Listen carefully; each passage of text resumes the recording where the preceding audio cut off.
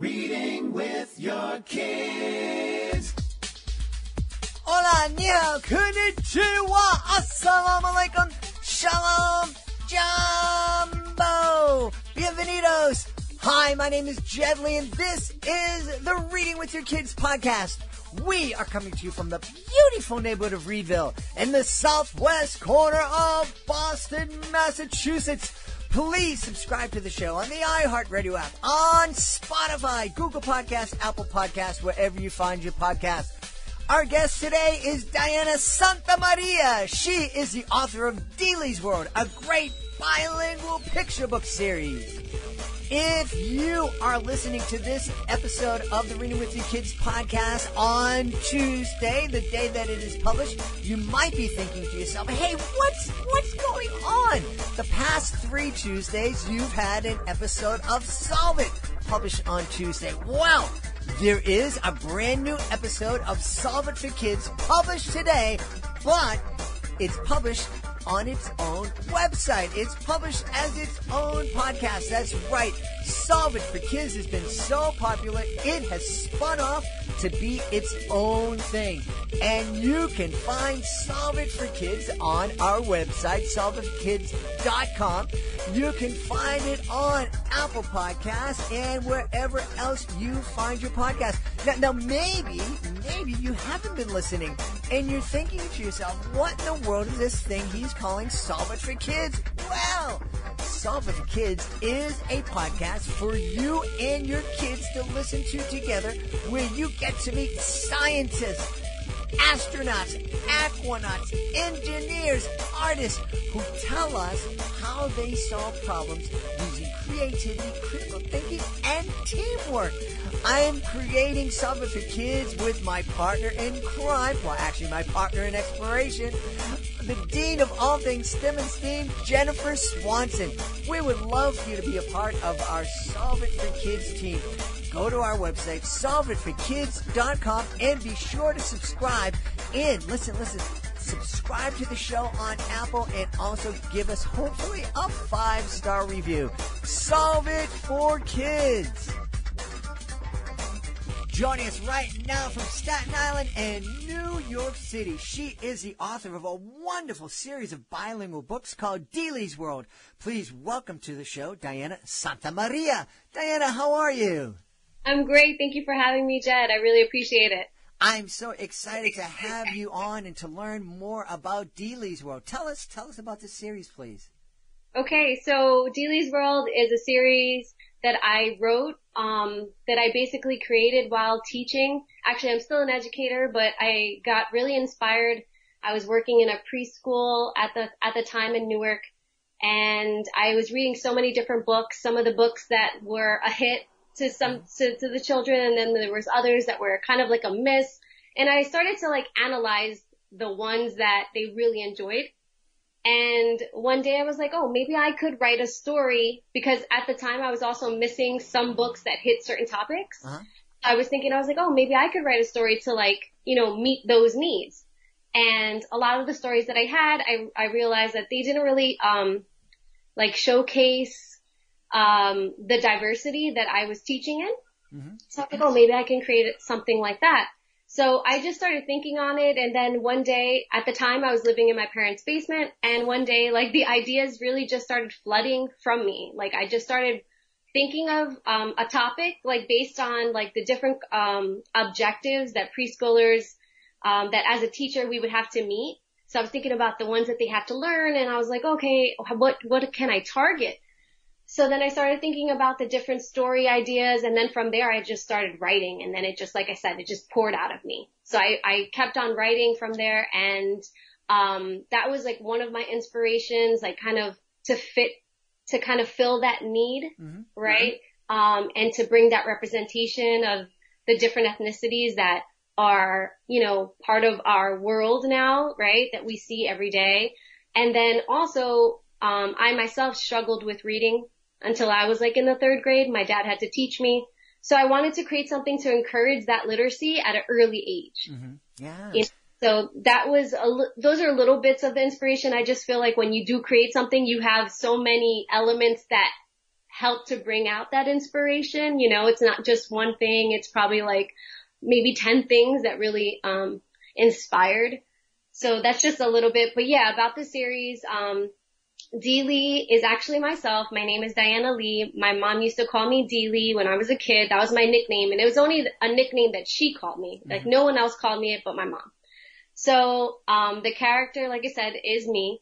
All of the characters within Dlee's world are people in my own life. I had the images of people that I care about, created into like, you know, a cartoon figure. And the things that happen within Dlee's world are a mixture of my own experiences as a child, along with my experiences, the experiences I've seen, during my professional career.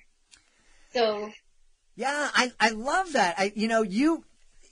So many authors come on and they tell me, well, I was inspired. I told my kids a story one night and it went from there. Or, you know, my daughter said one thing to me and I was inspired to write the book. You kind of went at it in a very analytical way, which I think is really wise. You kind of sat down. Here I am. I have this audience of kids and I'm reading to them. And so I can see what they like. I can see what they don't like. I can see what they're missing. And that information, I think, is so very, very important. And the other thing I love is that you recognize that you did have all these other inspirations, all these other things feeding that kind of torrent of ideas that finally came out once you sat down and started writing. Yeah, it was such a great experience. Honestly, doing the creating process, it like just fills my soul. It's like the best thing. I love it. It's the best thing to see someone react to what I created too. Like, so after I did that, like I started creating little things and I started reading it to the kids that I was working with just to kind of to gauge like how they felt about it. And when I showed them the images and I started reading to them with my animated voices, which I also do, they started taking a real liking to it. And it just kind of fueled me even more. Mm-hmm. So it just made me want to continue. And that's basically where I am now. That's awesome. So I got to ask, you talked about, you know, you tried it out. You had this beta audience that you could try your books out on. What was their reaction? Yeah, a lot of the kids really liked it. They especially enjoyed Mr. Mustache. And I still find that when I actually go out to different schools, like yourself, and I read to the kids, but I kind of make it a show. And I read, like I said, I read with the animated voices, so every character has a different voice. And I try to make it as fun as possible to encourage that literacy, because I think with literacy, you really have to make it fun. Mm-hmm. You know, I mean, yes, the story can be great, but it's also what you bring to the table as the reader. That's another element of it. And it makes it that much better. I feel like it makes it that more powerful mm-hmm. for the listener.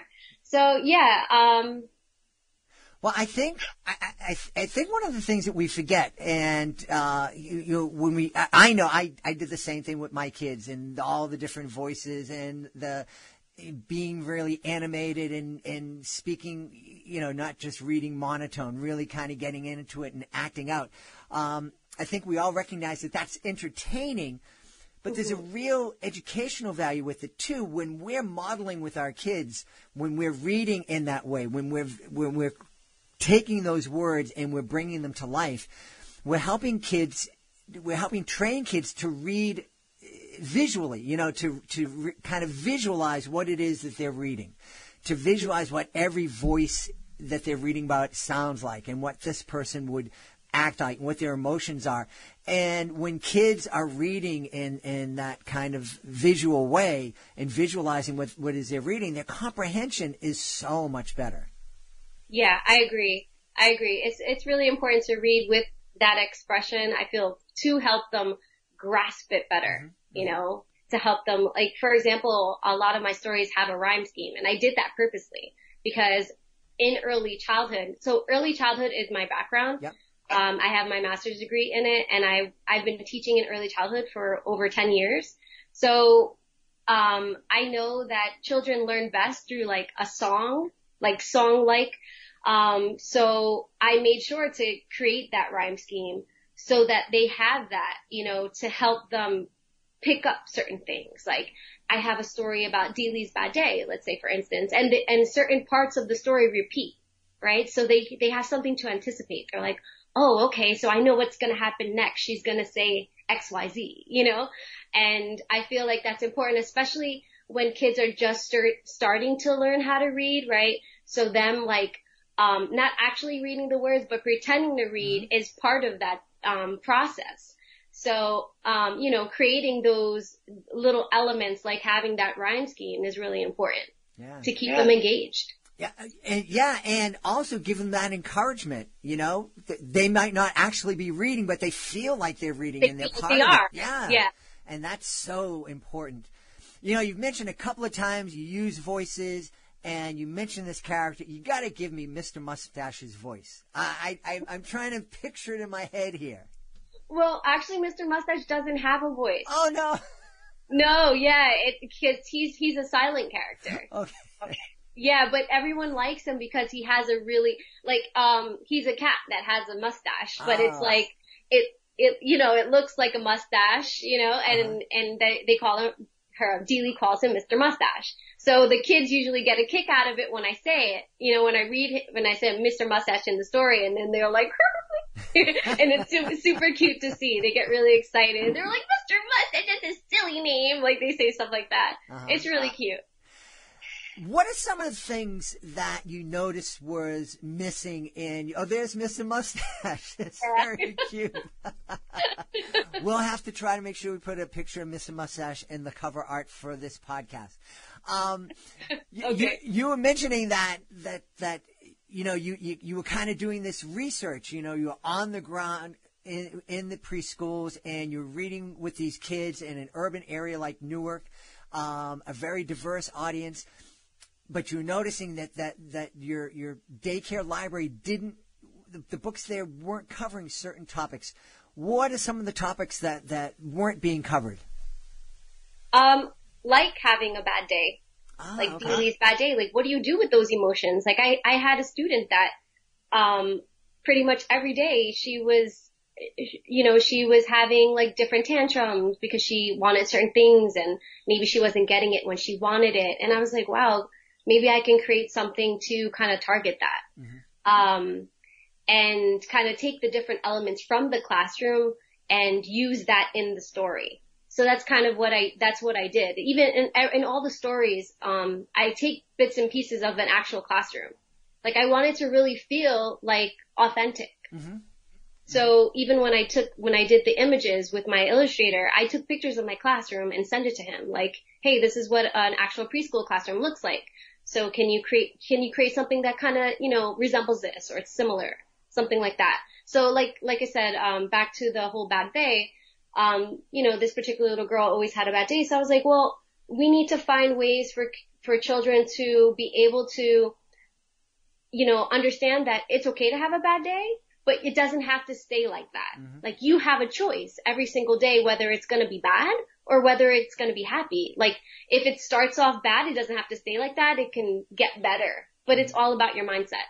So that's kind of like a little bit of the premise of the story. It sounds really deep, but it's, it's a simple, friendly story for children.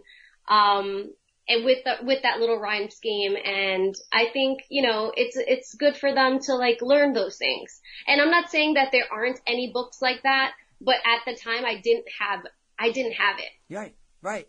And you're absolutely right. And just because there's one book that covers the subject doesn't mean, well, we can't write another book about that because every kid is different. And there are some books that kids will love and other kids won't love. And 99% of the kids in the world, I'm sure, will love Mr. Mustache, but there might be one or two that are like, all right, I like a dog instead.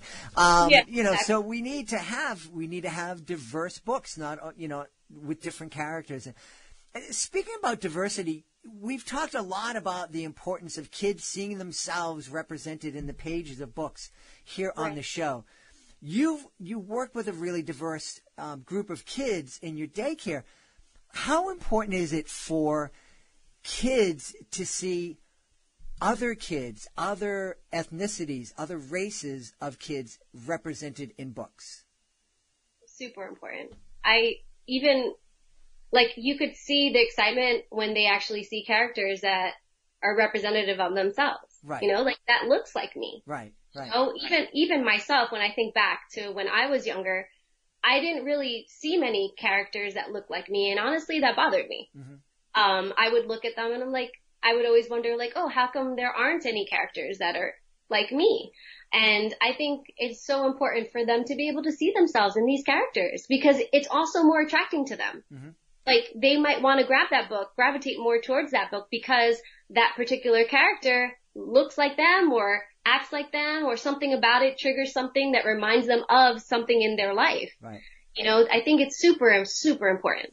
But and I agree with you. I think it's really, really important. But when you're in a diverse classroom and you might have Susie with blonde hair and blue eyes and Diana with brown hair and brown eyes and Sophia, whose family is originally from China.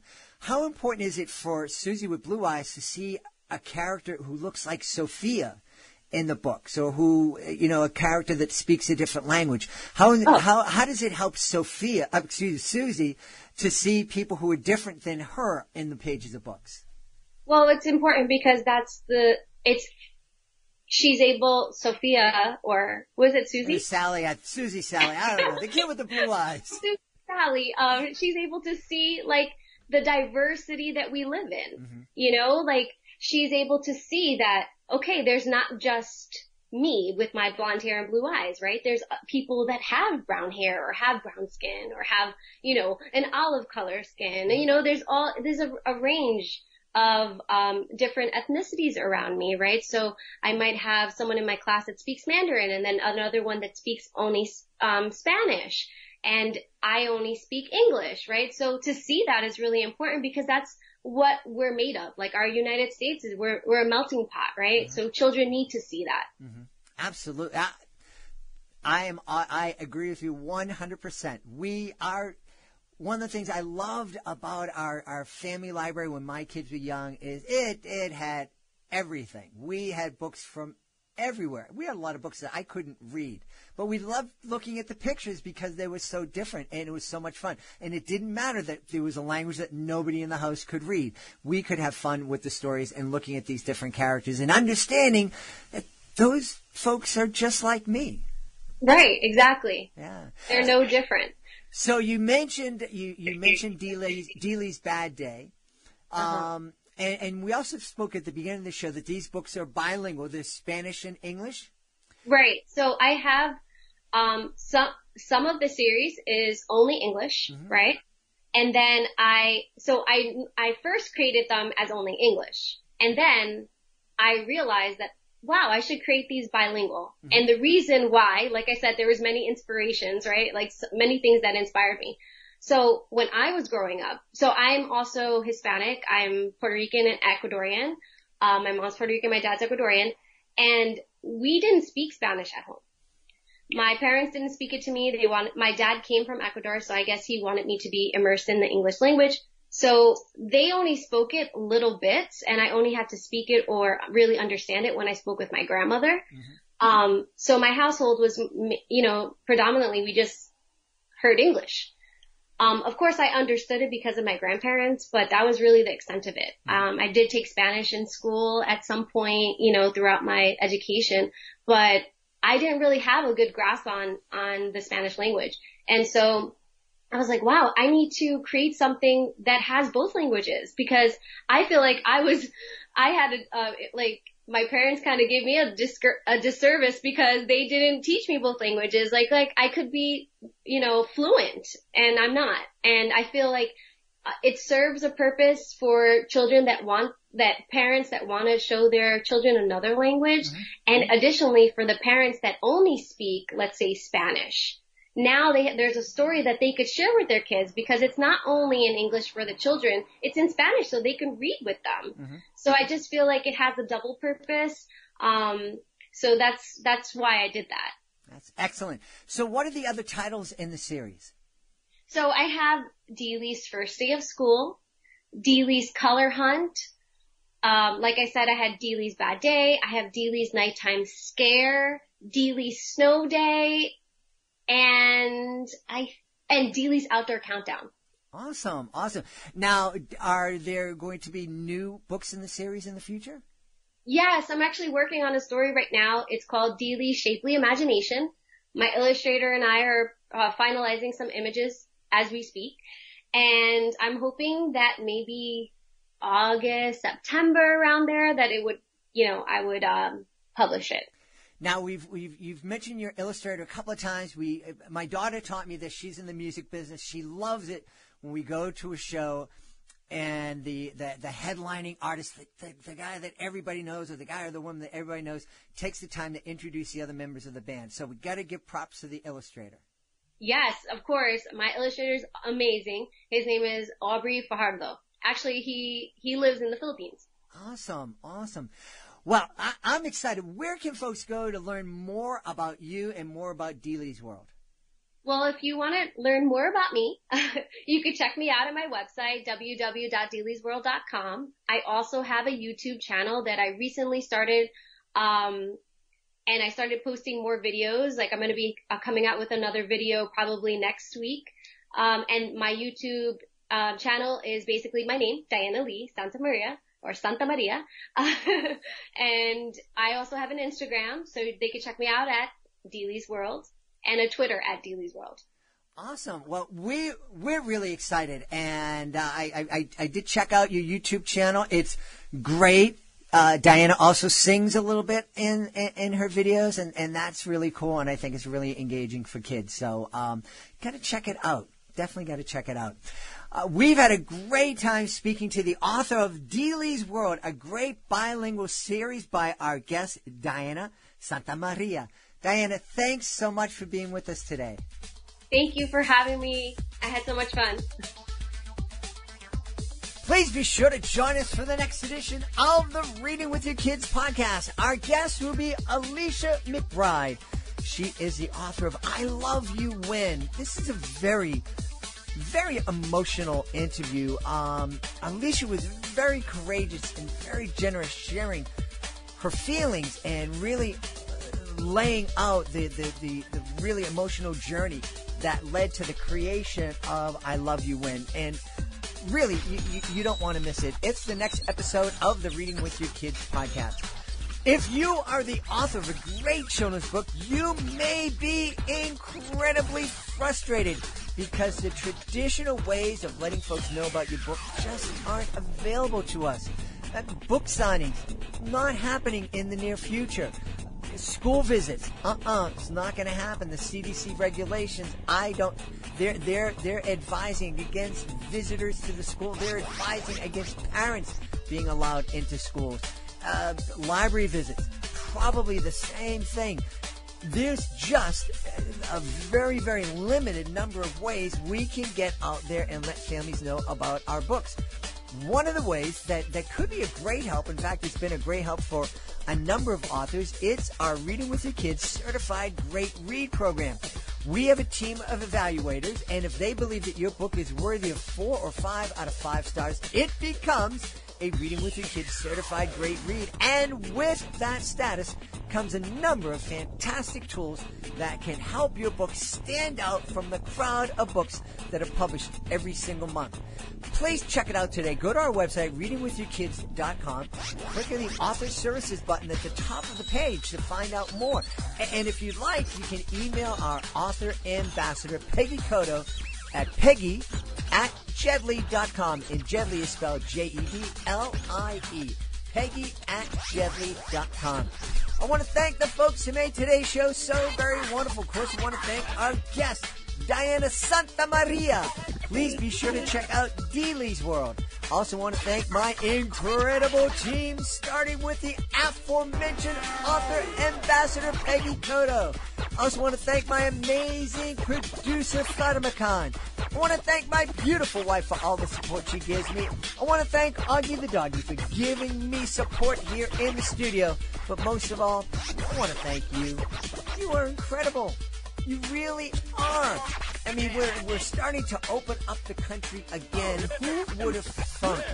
Back in the middle of March, that 2-week timeout that we were going to take would turn into 3 months plus. And we still don't know when everything and everywhere in the country will be reopened again. And like I said before, schools, it's going to be a while before we get back to normal. But we've gotten through this far. Your kids have gotten through it because of you. Thank you so much for caring for them. And thank you so much for making the world a better place by reading with your kids. I'll be looking for you in the next edition of the Reading with Your Kids podcast.